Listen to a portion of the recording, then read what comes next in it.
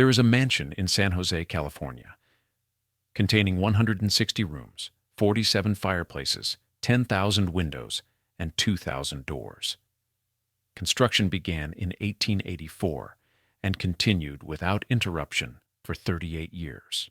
Workers hammered and sawed 24 hours a day, 7 days a week, every single day until September 5th, 1922. On that morning, the woman who had commissioned this architectural impossibility died in her sleep, and the construction stopped for the first time in nearly 4 decades. Today, tourists know it as the Winchester Mystery House. They come to see staircases that lead to ceilings, doors that open to brick walls, windows set into floors. They hear stories about ghosts and curses, about a widow driven mad by grief who spent millions building a mansion for spirits. The legends are dramatic. The reality is darker. This is the story of Sarah Pardee Winchester, who inherited a fortune built on death and spent the rest of her life trying to make peace with the blood that paid for it. A woman who lost her only child after 10 days, her husband after 19 years of marriage, and then built a house that would consume the next 36 years of her existence. She had unlimited wealth, complete freedom, and absolute control over a construction project that defied every principle of architecture and common sense. What she built was either a monument to madness or the most honest expression of grief ever rendered in limestone and redwood. The house stands. Sarah Winchester does not. But to understand why she built what she built, we must begin not in California, but in Connecticut, in the offices of a company that changed American history and destroyed one woman's soul. Before we dive into one of the strangest stories in American architectural history, I'd love to know, where are you watching from? Drop your location in the comments below. And if you're fascinated by tales of obsession, grief, and buildings that defy all logic, make sure to hit that subscribe button. Trust me, you won't want to miss what comes next. Chapter 1. The Winchester Fortune. Built on bullets, the Winchester rifle won the West.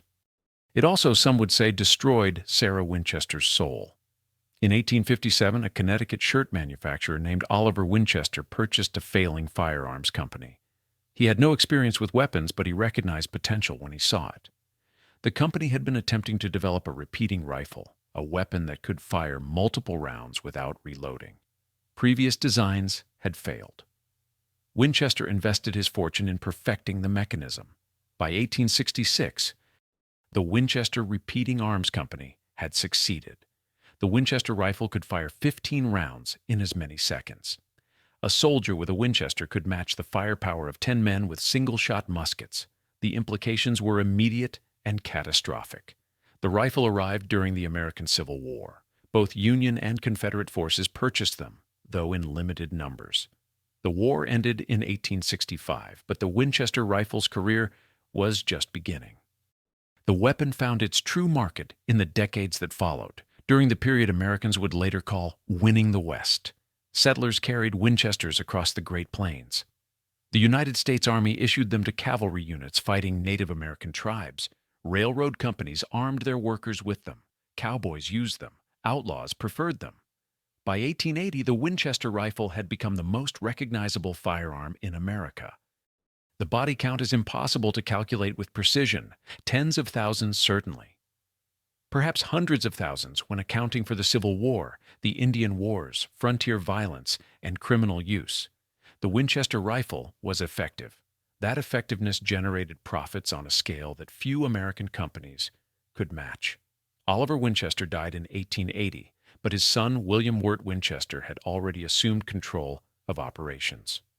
William had joined the company in 1866 as treasurer and had overseen its explosive growth through the 1870s. By 1880, the Winchester Repeating Arms Company was producing approximately 200,000 rifles annually. The company's value exceeded $20 million, roughly $550 million in contemporary currency. William Wirt Winchester occupied a position of extraordinary power and wealth. He controlled one of the most profitable manufacturing concerns in the nation. His personal fortune allowed him to live in a mansion in New Haven, Connecticut, to travel extensively, to move in the highest circles of American business. He had married well in 1862. His wife Sarah came from a respected family. They had built what appeared to be a stable, prosperous life. What William Winchester could not have known in 1880 was that within a year he would be dead, and his widow would spend the rest of her life trying to make peace with the ghosts his family's business had created. The fortune built on bullets would be spent building something far stranger than anyone could have imagined. Chapter 2. Sarah Pardee, the woman before the tragedy. Sarah Lockwood Pardee was not born to tragedy. She was born to privilege, education, and promise. She entered the world in September of 1839 in New Haven, Connecticut. Her father, Leonard Pardee, owned a successful carriage manufacturing business. The family occupied a comfortable position in New Haven society, not aristocratic but solidly upper middle class with connections and respectability. Sarah received an education exceptional for a woman of her era. She attended private schools where she studied languages, becoming fluent in French, Italian, Spanish, and Latin. Some accounts suggest she mastered as many as 7 languages, though documentation is incomplete. She learned music, becoming an accomplished pianist. She read extensively in literature, history, and philosophy. Her intellectual gifts were recognized even in a society that offered women few outlets for such abilities. Physically, Sarah was small. She stood 4 feet 10 inches tall, a diminutive figure even by 19th century standards. But what she lacked in stature, she compensated for in presence. Those who knew her described a woman of sharp intelligence, careful speech, and considerable charm when she chose to display it. She was also, by all accounts, shy, more comfortable with books and music than with the social performances expected of young women in her position. She was 23 years old when she met William Wirt Winchester. He was 25, already established in his father's firearms company, already wealthy. The courtship details have been lost to history. What remains is the fact. They married on September 30th, 1862, in New Haven. The first 4 years of marriage appear to have been happy. The couple lived in New Haven, participated in local society, traveled occasionally. William's position with Winchester Repeating Arms grew more prominent. Sarah managed their household, pursued her studies, played her piano. By all external measures, they had built the life they were meant to live. On July 15, 1866, Sarah Winchester gave birth to a daughter. They named her Annie Pardee Winchester. The child died on July 25, 1866. She was 10 days old. The diagnosis was marasmus, a wasting disease of infancy. The baby had failed to gain weight, had weakened steadily, and had simply stopped living. Infant mortality in the 1860s claimed approximately 1 in 5 children before their first birthday. The statistics were well known. That knowledge did not make the loss easier to bear. Sarah Winchester would never have another child. Whether by choice or by medical impossibility, the question cannot be answered from historical records. What can be documented is that after Annie's death, Sarah withdrew from society. She continued to fulfill her obligations as William's wife, but the warmth that friends had noted disappeared. She became more isolated, more private, more interested in subjects that occupied the margins of Victorian intellectual life. Spiritualism had gained significant popularity in the decades following the Civil War. Millions of Americans confronting mass death and loss turned to mediums, seances, and the possibility of communication with the deceased. Sarah Winchester became interested. She attended seances. She read literature on spiritual communication. She believed, as many educated Victorians did, that death was not an ending but a transition, and that those who had passed might still be reached by those who remained. For 15 years after Annie's death, Sarah tried to live a normal life. She remained in New Haven. She attended social functions when required. She stood beside William as he rose through the Winchester Company hierarchy. But the loss of her daughter marked a permanent change. The woman who had been described as charming and social became reclusive and distant. The grief had taken hold, and it would not release her. Then in 1880, tragedy returned, and this time it would not leave. Chapter 3. The Second Death and the Medium's Message. In 1880, William Wirt Winchester, age 43, treasurer of the Winchester Repeating Arms Company, began coughing blood. Tuberculosis was called consumption in the 19th century because it consumed its victims slowly. There was no cure. Sanatoriums offered rest and fresh air. Some patients improved temporarily, most died. William Winchester received the best medical care available. It made no difference. He deteriorated through 1880 and into 1881. Sarah cared for him, hired nurses, consulted physicians.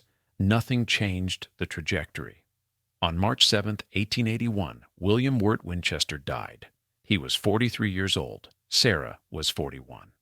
They had been married 18 years. She was childless, widowed, and alone. The inheritance was substantial. William's estate was valued at approximately $20 million, roughly $550 million in contemporary currency. Sarah also inherited 50% ownership of the Winchester Repeating Arms Company. The company paid generous dividends to its shareholders. Sarah's daily income from these dividends approximated $1,000, equivalent to roughly $25,000 in modern terms. She would never need to work. She would never need to economize. She possessed wealth that grew faster than she could possibly spend it. She also possessed, according to the legend that would follow her for the rest of her life, a curse. The story goes like this. After William's death, grief-stricken and desperate for answers, Sarah consulted a medium in Boston. The medium's name is usually given as Adam Coons, though variations exist. During the seance, the medium supposedly delivered a message from William's spirit. The message explained Sarah's tragedies. She was cursed, the medium said, by the spirits of all those killed by Winchester rifles. Thousands had died, soldiers in the Civil War, Native Americans fighting for their lands, settlers defending their homes, victims of outlaws, casualties of frontier violence. These spirits were angry. They blamed the Winchester family. They had taken Annie as vengeance. They had taken William. And they would take Sarah unless she acted. The medium provided instructions. Sarah must move west. She must purchase property. She must build a house for the spirits, a house large enough to accommodate the thousands of angry dead. And she must never stop building. As long as construction continued, she would live. If the hammers stopped, she would die. This story has been repeated in countless newspaper articles, books, and documentaries. It has become inseparable from Sarah Winchester's biography. There is one problem. It may not be true. No contemporary documentation of this seance exists. The story first appeared in newspapers in the 1920s, after Sarah's death, when the house was being marketed as a tourist attraction. The medium Adam Coons cannot be verified through Boston records. Some historians believe the entire narrative was invented or heavily embellished to make Sarah's subsequent behavior more dramatic, more marketable, more suitable for ghost stories. What is documented is this. Sarah Winchester was a known spiritualist. Seances were common among educated Victorians. She did move west, she did purchase property, she did begin building, and she did continue construction for 38 years without stopping. Whether she actually believed spirits demanded she build, or whether she simply needed a purpose after losing everyone she loved, the result was identical. In 1884, she began traveling west. In 1885, she arrived in California. In 1886, she purchased an unfinished 8-room farmhouse on 161 acres outside San Jose for approximately $5,000. The property was unremarkable. Flat land, some orchards, the incomplete house. The location offered mild climate, distance from New Haven and its painful memories, and access to skilled workers from San Francisco. Sarah paid cash. She moved into the farmhouse immediately. Construction began in 1884. Within months, the 8-room farmhouse was unrecognizable. Within years, it would be unrecognizable as a house at all. Whether Sarah Winchester truly believed she was cursed by vengeful spirits, or whether she simply found that constant building gave her a reason to wake each morning, the consequences were the same. She had arrived in San Jose with unlimited wealth and a vision that would consume the rest of her life. The hammers started. They would not stop for 38 years. Chapter 4. The Methodology of Madness. How the house was built. Construction at the Winchester property began in 1884 and continued every day without exception until September 5th, 1922, the day Sarah Winchester died. The work schedule was unprecedented. Crews operated in 3 8-hour shifts, providing continuous construction 24 hours a day, 7 days a week, 365 days a year. The hammering never stopped. Saws cut through wood at midnight. Plumbers installed fixtures at 3 in the morning. Carpenters framed walls before dawn. For 38 years straight, the property hummed with the sound of building. Sarah Winchester employed no formal architect. She had no architectural training herself. She simply had visions or instructions or ideas. The language varied depending on who told the story later, and she translated these into sketches. Sometimes she drew on paper, sometimes on tablecloths or napkins. Sometimes she gave only verbal instructions. She would wake at 5 o'clock each morning, spend hours in what she called her seance room, and emerge with plans. The foreman learned to work with her system. She would hand them rough sketches and explain what she wanted built. They would construct it. Then often she would change her mind. A room completed on Monday would be torn down on Wednesday and rebuilt according to new specifications. Hallways would be framed, finished, then demolished to create different hallways. Wings would be added, then removed. The house grew organically without master plan or comprehensive blueprint, responding only to Sarah's latest vision. At any given time, 12 to 20 workers occupied the site. Over the course of 38 years, hundreds of craftsmen passed through. Some stayed for weeks, others worked for years, even decades. The pay was generous, well above market rates for similar work. Sarah Winchester was a demanding employer. But she was not a cruel one. Workers appreciated the steady employment and the unusual nature of the project. Many developed loyalty to the strange woman who directed their efforts.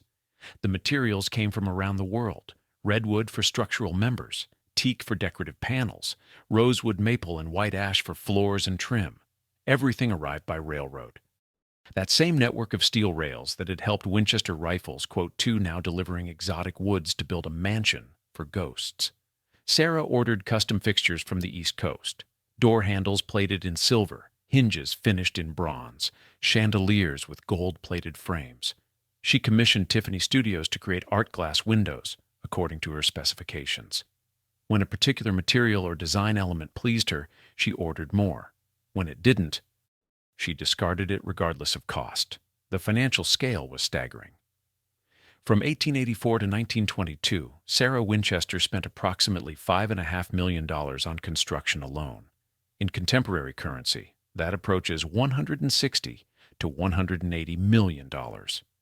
The daily expenditure averaged $1,000, equivalent to $25,000 today. This figure covered only construction, materials, labor, and equipment. It did not include land purchases, furnishings, or the cost of operating the increasingly massive household. The house grew. The original 8-room farmhouse disappeared beneath layers of additions. By 1900, the structure contained approximately 50 rooms spread across multiple floors. By 1906, before a devastating earthquake, the house had reached 7 stories at its tallest point and contained over 100 rooms. After the earthquake reduced its height, construction spread outward instead. The building sprawled across the property in increasingly complex patterns. By the time Sarah died in 1922, the mansion had grown to massive proportions across roughly 24,000 square feet. It had dozens of fireplaces, though only some were functional. Thousands of windows admitted light. Hundreds of doors connected spaces. Over 40 staircases linked its various levels. None of this followed any coherent architectural plan. There was no master blueprint. No comprehensive design existed on paper. The house was built reactively, each section responding to Sarah's latest instructions, each addition determined by whatever she believed the spirits demanded or her own grief required. Workers adapted to the chaos. Foremen learned to accept that completed work might be demolished tomorrow. Craftsmen understood that their beautiful parquet flooring might last a month before Sarah decided the room needed to be rebuilt entirely. The project had its own logic, even if that logic remained comprehensible only to Sarah Winchester herself. For 38 years, the hammers never stopped. Workers arrived in shifts, following sketches made by a woman with no architectural training, building rooms that would be torn down and rebuilt, installing fixtures that served no clear purpose. They were paid well. they were treated fairly, and they were building something that no one, perhaps not even Sarah Winchester herself, fully understood. The question of what they were building would become clear only when the house was examined, room by room. Chapter 5. Architecture as Insanity. The house that logic forgot. There is a staircase in the Winchester house that climbs 9 steps, turns at a landing, and ends at a ceiling. There is no door. There is no opening. The staircase simply stops. This is not the house's only architectural impossibility. It is merely the most photographed example of a design philosophy that defied every principle architects had established over thousands of years of building human shelter. The staircases present particular confusion. The house contains over 40 of them. Several lead nowhere. They climb toward upper floors and terminate at ceilings or walls. One rises only 7 steps before meeting a blank partition. Another, designed to accommodate Sarah's worsening arthritis, rises at such a gentle grade that each step measures only 2 inches in height. It takes 44 steps to climb what a normal staircase would manage in 7. The doors multiply confusion. 2,000 doors throughout the structure, many open to brick walls. Some open to 10-foot drops, step through and fall to the floor below. One door on the second floor opens to the exterior with nothing beneath it. A fatal drop for anyone who failed to notice before opening. Interior doors connect rooms that serve no apparent function together. Others separate identical spaces that might as well have remained open. The windows defy logic even more completely. 10,000 windows throughout the house. Some are set into floors, looking down through glass panels to rooms below. Others occupy interior walls between rooms, serving no lighting purpose. Windows look into other windows. Some rooms have 13 windows when 3 would have provided adequate light. The 47 fireplaces present their own mystery. Only 17 actually function. Many were built incorrectly, with chimneys that stop short of the roof or flues that connect to nothing. Several fireplaces have no chimney at all. They're purely decorative, completely useless for heating. Sarah apparently cared more about having fireplaces present than having them work. Dead-end hallways snake through the structure. A corridor might extend 20 feet, turn a corner, and terminate in a blank wall. Some hallways circle back on themselves. Others narrow progressively until they become impassable. A person could walk for 5 minutes through the house and end up exactly where they started without ever retracing their steps. The number 13 appears with obsessive frequency. The house originally contained 13 bathrooms, an odd number for a residence with 160 rooms. Many rooms have exactly 13 windows. Walls are divided into 13 panels. Staircases often measure exactly 13 steps. The seance room, Sarah's most private space located in the center of the house, features 13 coat hooks on its walls, 13 colored glass windows, and 13 drain holes in its sink. Sarah's fixation on this number permeated every design decision. Spiderweb motifs appear everywhere. The famous Tiffany spiderweb window, custom commissioned and still in place, cost $1,500 when created in the 1890s, approximately $45,000 in current terms. But that window is merely the most expensive example. Spiderwebs are carved into wooden panels throughout the house. They appear in ironwork on gates and railings. They're etched into glass panels. They're woven into floor patterns. Sarah's obsession with spiders and their webs manifested in countless variations across every surface of the structure.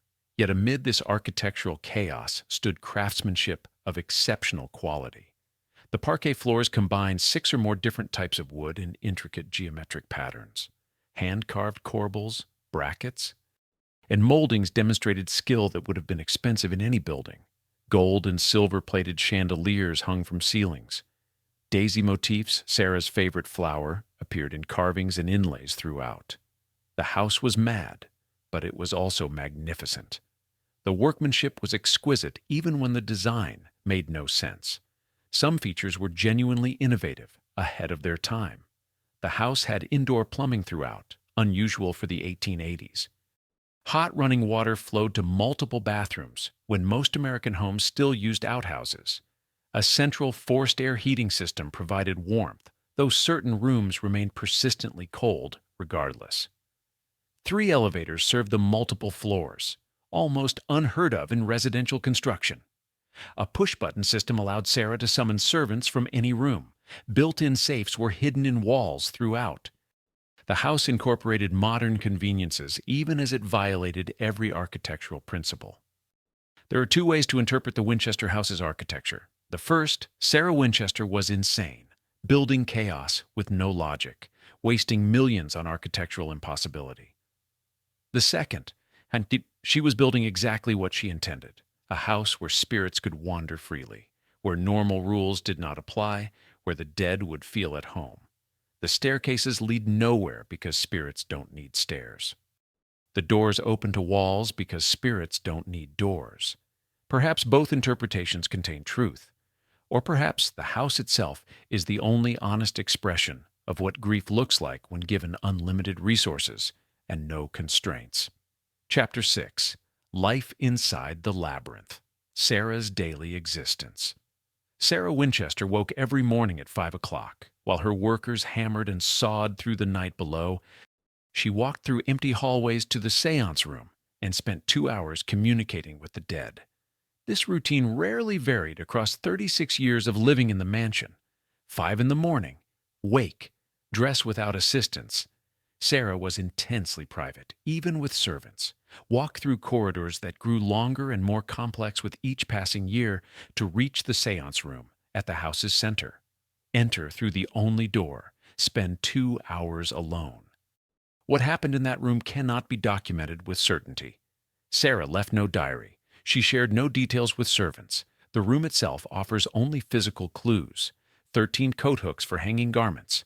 13 colored glass windows, admitting strange light. 1 entrance, but 3 exits supposedly allowing spirits to come and go freely. A cabinet held materials for seances, candles, perhaps other implements. The room occupied the center of the house, insulated from exterior sounds by layers of surrounding rooms. Sarah emerged around 7 o'clock for breakfast. She ate alone. The dining room could have accommodated 30 guests easily.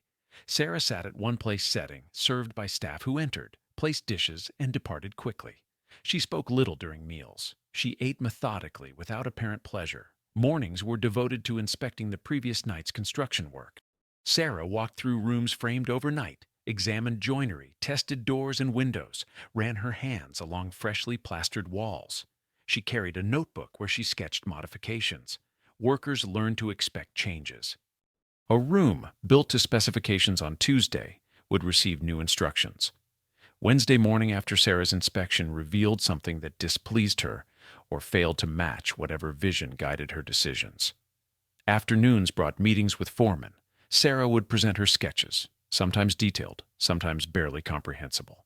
She explained what she wanted, demonstrated with gestures when words failed, insisted on specific details. The foreman asked clarifying questions. Sarah answered or didn't, depending on her mood. Then the foreman returned to their crews and translated Sarah's visions into actual construction plans. More seances filled some afternoons. Sarah would return to her private room, close the door, spend another hour or 2 in communication with whatever she believed occupied the spiritual realm. Whether she actually heard voices, saw visions, or simply sat in meditation cannot be known. The results were the same. She emerged with new plans for building. She played the organ in late afternoons. The house contained 2 pump organs. Sarah was an accomplished musician, her fingers still nimble despite advancing arthritis. She played for herself, never for audiences. The music echoed through empty hallways, heard only by servants who maintained distance unless summoned. Reading occupied her evenings. Sarah maintained the extensive education of her youth. She read in multiple languages, kept current with publications, ordered books regularly from San Francisco and New York. Her library contained thousands of volumes covering history, literature, philosophy, and spiritualism. She sat in the library alone, reading until late, often past 11 o'clock. Dinner was served at 8. Once again, elaborate meals prepared by skilled cooks were presented to a solitary diner. Sarah maintained formal dining standards despite eating alone. Multiple courses, proper service, fine china, and silver. She observed the rituals of wealthy dining even though no guests ever joined her. She retired to her bedroom around 11, rising again at 5 to repeat the cycle. This pattern continued with almost no variation for 3.5 decades. Sarah Winchester occupied a mansion containing 160 rooms, and she moved through them alone. She commanded a workforce of dozens, and she spoke to almost none of them beyond giving instructions. She possessed a fortune that could have purchased anything: social position, companionship, distraction, and she chose instead isolation within an ever-expanding labyrinth. The staff numbered approximately 13 to 20 servants at any given time. A butler managed household operations. A housekeeper oversaw female servants. 2 or 3 cooks worked in the extensive kitchens. 6 to 8 maids cleaned rooms. Sarah's personal secretary, Henrietta Severs, a niece by marriage, handled correspondence and managed financial matters. This secretary represented Sarah's primary contact with the world beyond the property. Letters went through Henrietta. Business matters were conducted through Henrietta.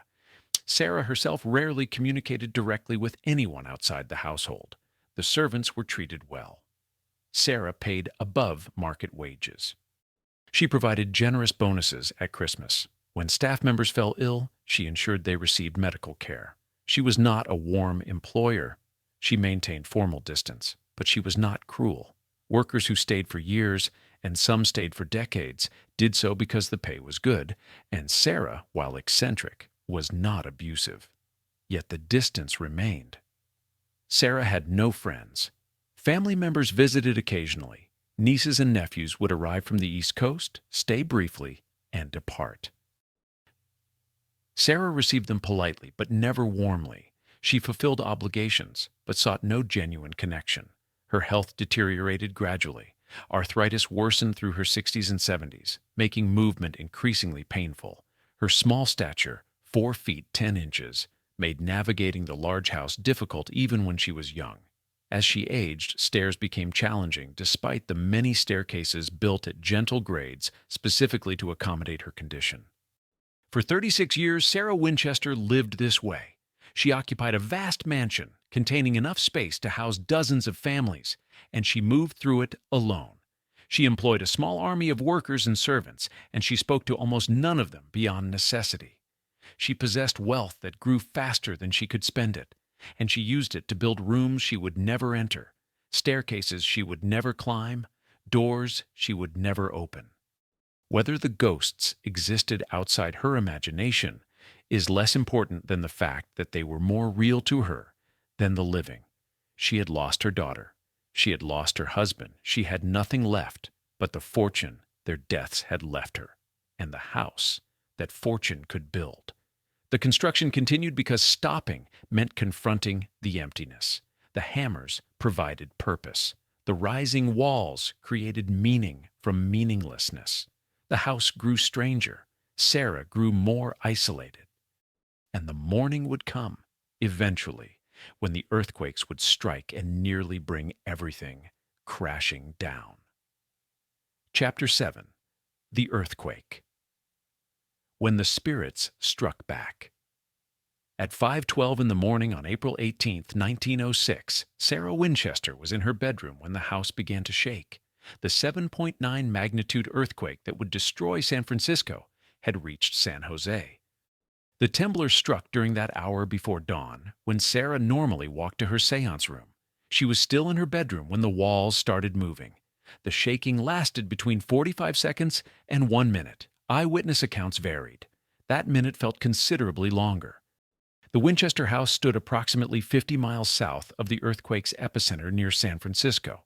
The city itself was devastated. Over 3,000 people would die, most in the fires that followed the initial shaking. San Jose suffered less catastrophic damage, but the earthquake was still severe enough to collapse buildings, crack foundations, and send residents fleeing into the streets in terror. Sarah Winchester's mansion was not built to withstand earthquakes. The construction had proceeded without comprehensive structural planning, without engineering assessments, without any consideration of seismic forces. The house had simply grown, room by room, floor by floor, with each addition connected to previous work without systematic reinforcement. The top 3 stories collapsed. The house had reached 7 stories at its tallest point. Walls crumbled, floors pancaked downward. The tower that had stood as the mansion's most prominent feature partially collapsed. Chimneys, many of which had never functioned properly anyway, toppled. Windows shattered throughout the structure. The damage was catastrophic. Sarah was trapped. A bedroom door had jammed shut, wedged into its frame by the building's shifting. She could not force it open. She was unhurt physically, but imprisoned in her own house.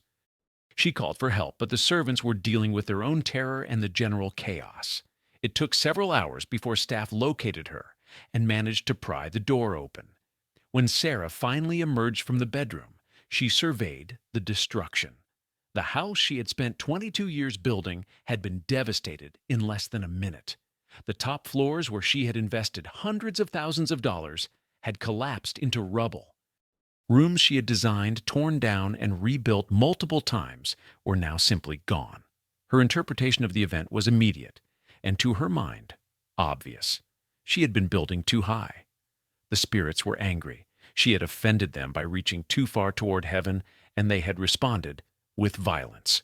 The earthquake was a message, clear and unmistakable. She gave orders that same day. The damaged top floors would not be rebuilt. Workers would remove the rubble, but they would not replace what had fallen. The house would never again rise above 4 stories. Construction would continue, but it would spread outward across the grounds rather than upward toward the sky. The financial cost of repairs ran into tens of thousands of dollars. Sarah paid for everything immediately, without apparent concern. She had the resources. Money was never the limiting factor. What mattered was understanding what the spirits wanted, and they had made their wishes clear. No more height, no more towers reaching toward the heavens. Certain rooms damaged in the earthquake were sealed rather than repaired. Sarah ordered doors nailed shut, hallways blocked. Some of these spaces remain sealed more than a century later, their contents and condition unknown. Whether Sarah sealed them because repair was impractical or because she believed the earthquake had contaminated them spiritually is unclear. The construction continued. Workers who had fled during the shaking returned within days. The shifts resumed. 24 hours a day, 7 days a week. The hammers started again, but the direction changed. Where the house had once grown upward, now it sprawled outward. Wings extended from the main structure. Annexes were added. The building spread across the property in increasingly complex patterns, staying low to the ground, occupying horizontal space rather than vertical. Sarah herself seemed both shaken and vindicated. The earthquake had terrified her. Being trapped in the bedroom had been genuinely dangerous. But it had also confirmed in her mind that the spirits were real, that they were paying attention, that her building project was necessary. She had been building wrong, and they had corrected her. Now she would build right. The 1906 earthquake marked a turning point. Before April 18th, the house had been growing upward, reaching toward the sky. After, it spread outward, sprawling across the grounds in increasingly elaborate patterns. Sarah Winchester had learned that the spirits had limits to what they would accept. She would not test those limits again. Chapter 8. The endless construction ends. Sarah's death. By 1920, Sarah Winchester was 81 years old. Her arthritis had worsened to the point that climbing stairs caused significant pain. Yet each morning she woke at 5, walked to the seance room, and continued planning. The construction never stopped. The final years brought no dramatic changes to her routine. She woke early. She consulted with spirits or meditated, or simply sat alone. The distinction had long since ceased to matter. She inspected construction work. She sketched new plans. She read. She played her organ. She ate her solitary meals. She retired late and rose early the next morning to repeat the cycle. Servants who had worked for her for decades noted that she seemed at peace. The anxiety that had characterized her middle years had faded. She moved slowly, her small frame bent by arthritis. But her mind remained sharp. She continued to make detailed plans for construction projects. She managed her finances competently through her secretary. She corresponded with relatives back east, though she never visited and rarely invited them to visit her. In late August of 1922, Sarah signed her will. The document was straightforward. Her niece, Marion Fursard Marriott, would inherit most of the estate. Other relatives received smaller bequests. Servants who had worked for her for many years received generous payments. Several charities were named as beneficiaries. The house itself was mentioned, but not valued separately. It was simply property to be disposed of as Marion saw fit. 1 week after signing her will, on the night of September 4th, 1922, Sarah Winchester went to bed. She did not wake on the morning of September 5th. A servant discovered her. She had died in her sleep. The physician who examined her body determined the cause was heart failure. She was 82 or 83 years old. Her exact birth date contained some uncertainty. She had lived in the Winchester house for 36 years. She had spent 38 years directing its construction. Workers were on site when the news arrived. They had been framing a new room, installing fixtures, following the plans Sarah had given them days earlier. The foreman received word that Sarah had died. He ordered the tools set down. For the first time in 38 years, the hammering stopped. The workers never returned. The room they had been building remained incomplete. Nails stood half-driven. Boards lay where they had been set down. The project was 38 years old and would remain forever unfinished. According to the legend that Sarah supposedly believed, construction must never stop or she would die. The medium in Boston had allegedly told her decades earlier, "Build continuously or perish." Sarah had built continuously for 38 years. She died the day construction stopped, or construction stopped the day she died. The cause and effect are unclear. The correlation is perfect. Her body was prepared for transport to Connecticut. She would be buried in New Haven alongside William and Annie, the husband and daughter she had lost more than 40 and 56 years earlier. Everything she had built in California would remain behind.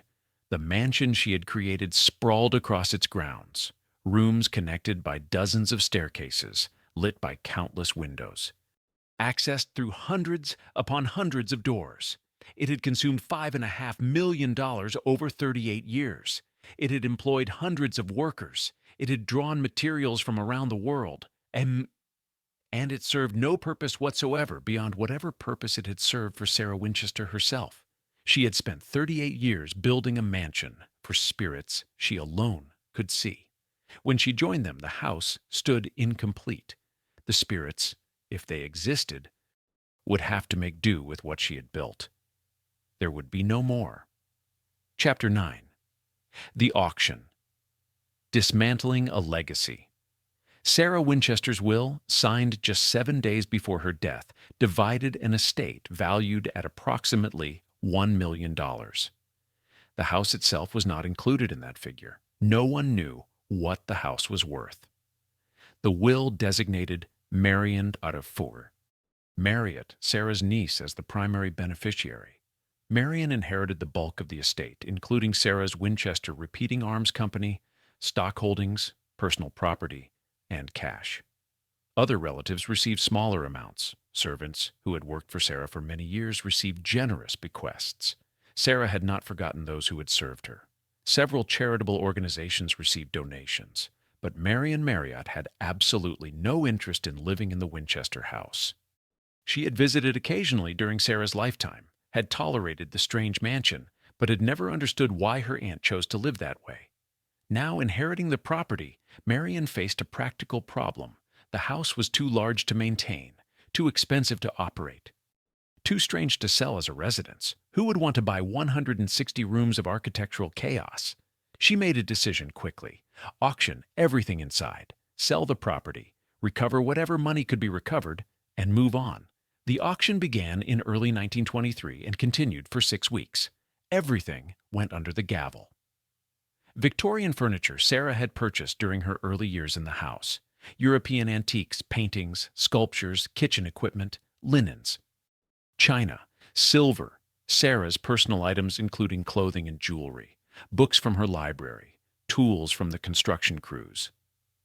Even the Winchester rifles Sarah had owned, an ironic detail since her entire life had been shaped by trying to escape the rifle's legacy. Buyers came from San Jose, San Francisco, and beyond. Some wanted quality furniture and antiques. Others wanted curiosities from the famous widow's strange house. The auction raised approximately $10,000, equivalent to roughly $170,000 in contemporary currency. This represented a catastrophic loss.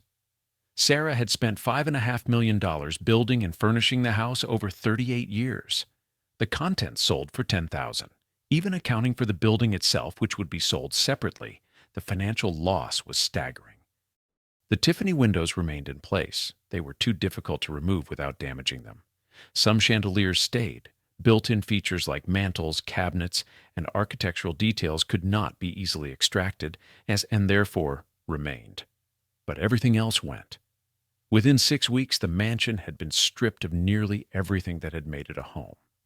In August of 1923, less than a year after Sarah's death, the property was sold. An investment group led by a man named John H. Brown purchased the house and the remaining 4.5 acres for $135,000. Approximately $2.3 million in contemporary terms. Most of the original 161 acres had already been sold separately for development. The land was more valuable subdivided into residential lots than kept as a massive estate. Only 4.5 acres surrounding the house remained. The mansion that had once stood at the center of a sprawling property now occupied a relatively modest lot.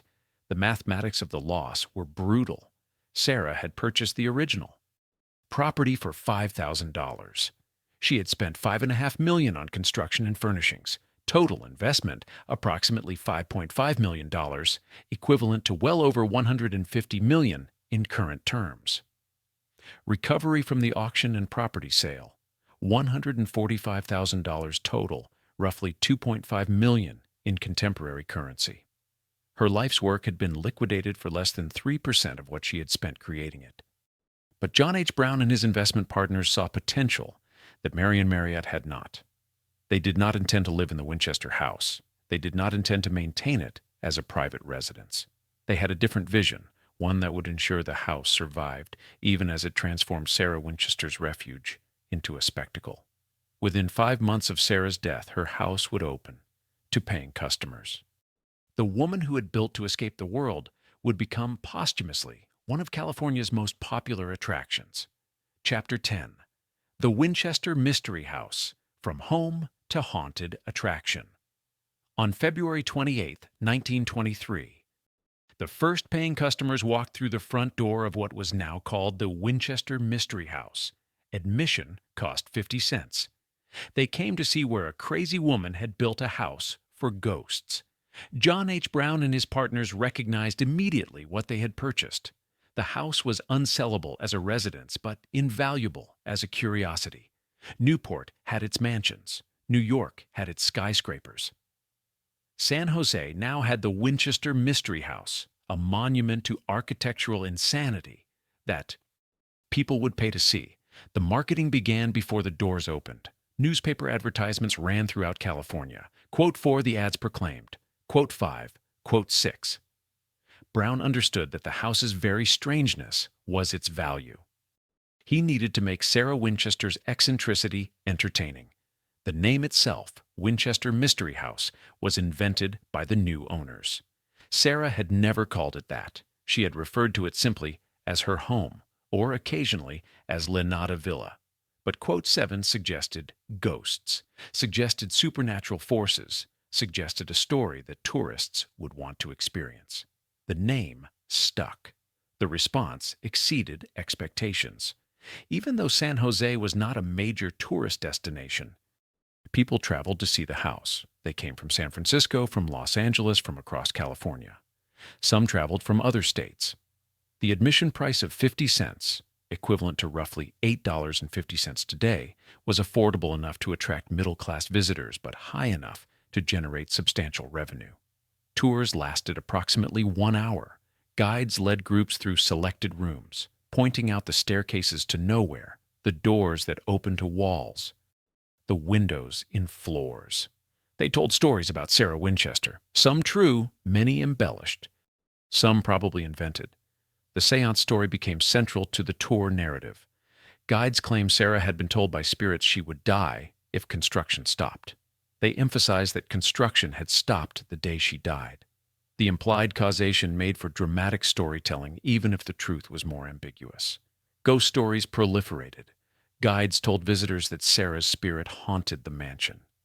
Strange sounds were attributed to paranormal activity rather than to wind through a poorly sealed building. Cold spots were evidence of ghosts rather than consequences of the structure's complex and inefficient layout. Visitors wanted ghost stories, and the Winchester Mystery House obliged. The house itself required minimal modification for tourist use. Some areas were closed off for safety. Tour routes were established to guide visitors through the most dramatic spaces. Lighting was improved. Railings were added where drop-offs posed dangers. But the fundamental strangeness remained intact. The staircases still led nowhere. The doors still opened to walls. The architectural chaos that Sarah had created was preserved because that chaos was precisely what made the house valuable. Ownership changed hands several times through the 1920s and 30s. Each new owner continued operating the property as a tourist attraction. Some invested in maintenance. Others extracted maximum profit with minimal upkeep. Through the Great Depression, when tourism declined nationally, the Winchester Mystery House survived by cutting costs and reducing admission prices. The novelty factor kept enough visitors coming to maintain operations. By the 1950s and 60s, the Winchester Mystery House had become part of California's roadside attraction culture. Families traveling on vacation would stop. Children would run through the strange hallways, delighted by doors to nowhere. Parents would photograph the famous staircase to ceiling. The house appeared in travel guides as a must-see oddity, not as a historically significant building, but as entertainment. The ghost stories grew more elaborate with each retelling. Some guides claimed to have seen Sarah's spirit. Others reported paranormal experiences while working at night. Visitors shared their own strange encounters, cold spots, unexplained sounds, feelings of being watched. Whether these experiences reflected genuine supernatural phenomena or the power of suggestion is impossible to determine. What mattered for business was that people believed, and paying customers continued arriving. The historical truth about Sarah Winchester's life became buried under layers of sensationalism. She was the crazy widow who built a house for ghosts. Her actual biography, educated, wealthy, grieving, possibly suffering from undiagnosed mental health issues, was less marketable than the legend of spiritual curse and supernatural compulsion. Tours emphasized madness over tragedy. The real woman disappeared behind the caricature. For decades, the Winchester Mystery House existed as a curiosity, a roadside attraction where guides told ghost stories and visitors gawked at architectural chaos.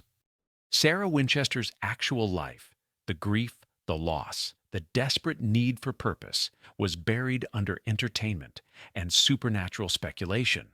The house she had built as a refuge became a spectacle. It would take another crisis to transform it into something more. Chapter 11. The Second Earthquake, Nearly Lost Forever. The 6.9 magnitude earthquake hit at 5:04 in the afternoon on October 17, 1989, interrupting the third game of the World Series between San Francisco and Oakland. In San Jose, the Winchester Mystery House began to crumble. The Loma Prieta earthquake, named for the mountains near its epicenter, devastated portions of the San Francisco Bay Area. 63 people died. Billions of dollars in damage resulted.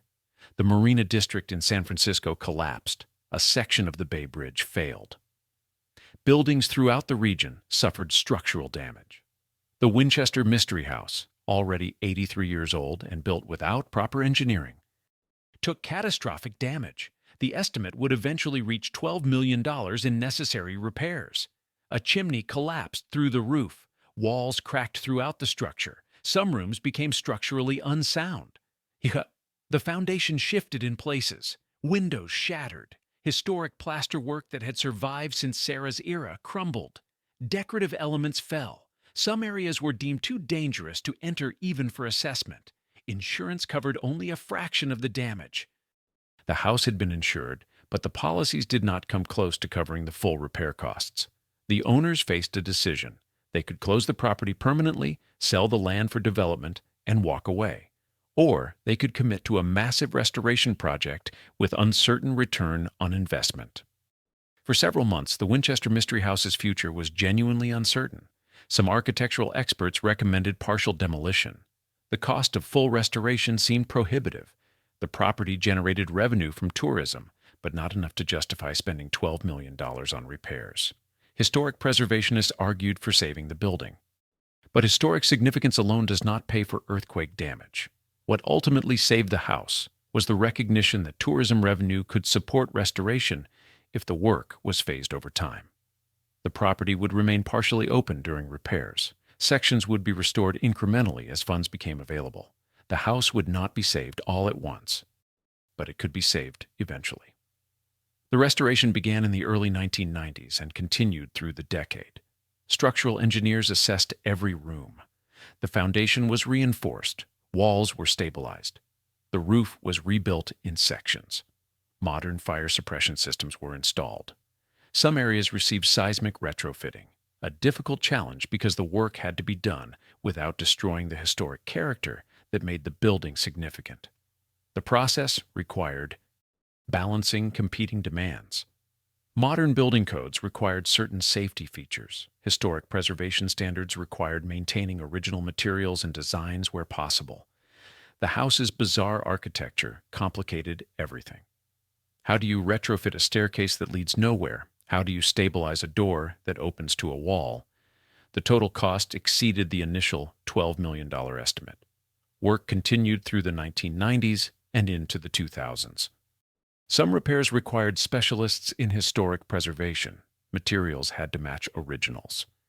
Techniques had to preserve Sarah Winchester's eccentric design choices, even while making the structure safe for visitors. During this period, some areas of the house remained closed for years. Tours were modified to avoid damaged sections. Revenue declined because visitors could not access the full property. The restoration was financially draining, even as it was architecturally necessary. The 1989 earthquake nearly accomplished what Sarah Winchester's death, the Great Depression, and decades of deterioration had not: the destruction of the Winchester Mystery House. That it survived was due not to supernatural protection, but to a recognition that the house had become more than a tourist attraction. It had become a piece of American history worth preserving regardless of cost. The legend of Sarah Winchester, the architectural curiosity she had created, the cultural significance the property had accumulated, all these factors made the case for restoration, even when pure economics argued against it. Chapter 12. Reclaiming the Truth. The modern Winchester House. In the 21st century, something changed at the Winchester Mystery House. Guides began telling a different story. Not about a crazy woman building for ghosts, but about a grieving widow seeking purpose. The house was the same. The narrative had evolved. The shift reflected broader changes in how Americans understood mental health, grief, and women's autonomy. Earlier generations had mocked Sarah Winchester as insane. Later generations began recognizing her as traumatized. The architectural chaos she created could be read not as evidence of madness, but as the physical manifestation of a shattered life attempting to rebuild itself on its own terms. Tour guides received training in historical accuracy. The seance story was acknowledged as legend rather than documented fact. Sarah's actual biography, her education, her losses, her wealth, her choices, received more emphasis. The house was still presented as strange and fascinating, but Sarah herself was treated with more dignity and complexity. Modern operations reflected professional museum standards. The property, now owned by Winchester Investments LLC, employed trained historians and preservation specialists. Tours were redesigned to offer educational content alongside entertainment. Multiple tour options catered to different interests: basic mansion tours for first-time visitors, behind-the-scenes tours showing construction techniques, attic tours explaining building methods, special event tours for holidays. Approximately 275,000 to 300,000 visitors arrive annually.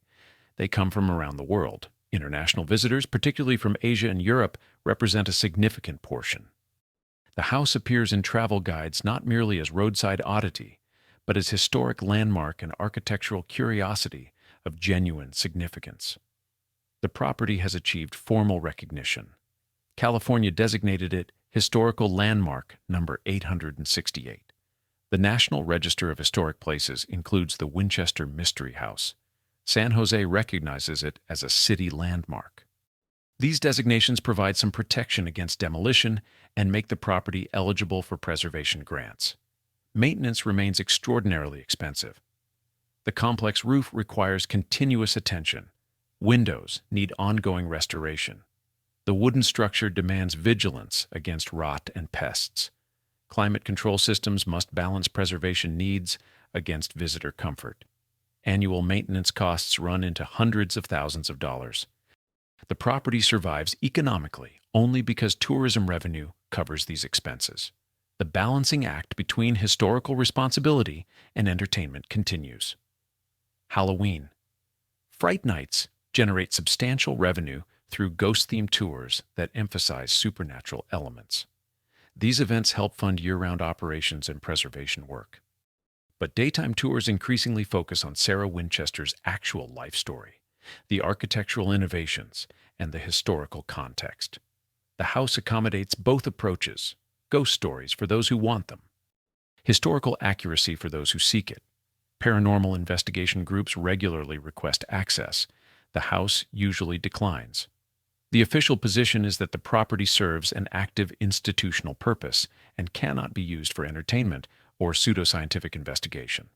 The real reason may be that encouraging supernatural speculation works against the effort to present Sarah Winchester as a real person rather than a ghost story character. Academic interest has grown. Architectural. Historians study the building's construction techniques and design evolution. Psychology researchers examine obsessive building behavior and grief responses. Women's history scholars analyze Sarah's remarkable autonomy. She controlled enormous wealth and made all decisions independently in an era when women rarely had such power. The house has become a case study in multiple fields. Recent popular culture has reinforced the property's prominence. A 2018 film titled _11 starred Helen Mirren as Sarah Winchester. The film took considerable creative liberties with history, but it introduced the story to new generations. Social media, particularly TikTok and Instagram, has brought younger visitors. The house adapts to changing media while maintaining its core identity. The property today is many things simultaneously. It remains a tourist attraction generating revenue through admissions and special events. It functions as a museum preserving architectural history. It serves as a research site for academics. It provides employment for approximately 50 to 100 people depending on season. And it continues to provoke questions about grief, purpose, mental health, and what people build when they have unlimited resources and nothing left to lose. Preservation work continues. Paint analysis attempts to determine original colors. Garden restoration aims for Victorian-era appearance. Window conservation addresses decades of weathering. Archives document every room through photography and measurements. The house receives better care now than at any point since Sarah's death. The Winchester Mystery House today stands as Sarah Winchester built it. Strange, beautiful, impossible to fully explain. Modern interpretation acknowledges both the architectural curiosity and the human tragedy. Visitors can choose their own lens: ghost story, historical site, architectural oddity, monument to grief. All these interpretations coexist. The house Sarah built to escape the world has become one of California's most visited historic properties. Approximately 300,000 people walk through it annually, climbing the staircases to nowhere, opening the doors to walls, standing in the seance room where Sarah supposedly communicated with spirits.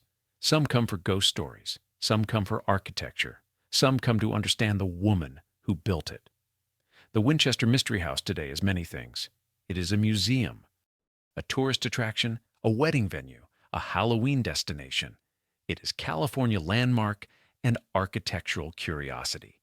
But it is also, finally, a memorial, not to ghosts or curses, but to a woman who lost everything and spent the rest of her life trying to build something that would last.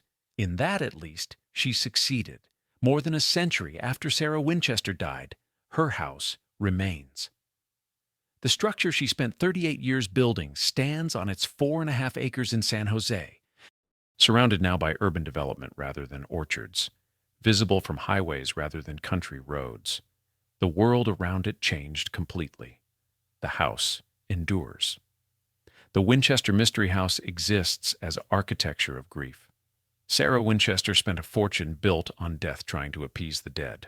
Whether she believed in spirits or simply needed purpose, the result was identical.